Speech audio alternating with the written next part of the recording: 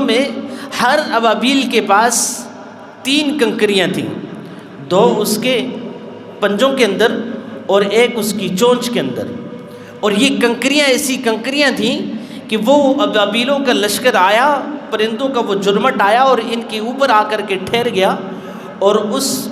ان پرندوں نے جب ان کنکریوں کو پھینکا تو وہ کنکری کسی ایٹم بم سے کم نہیں تھی۔ چنانچہ لشکر میں کوئی ایک آدمی بھی نہیں تھا جس کو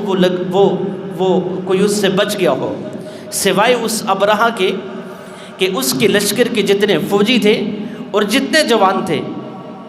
اس کنکری کے بارے میں آتا ہے کہ جس وقت وہ اس کے سر پہ لگتی تو وہ اتنے زور سے لگتی کہ سر کو چیرتے ہوئے دوبر کے راستے سے باہر نکل جاتی تھی۔ یوں اللہ تعالیٰ نے سب کو ہلاک کر کے رکھ دیا، اور جو بچ گیا ابرہہ، تو ابرہہ کو اللہ تعالیٰ نے یہ سزا دی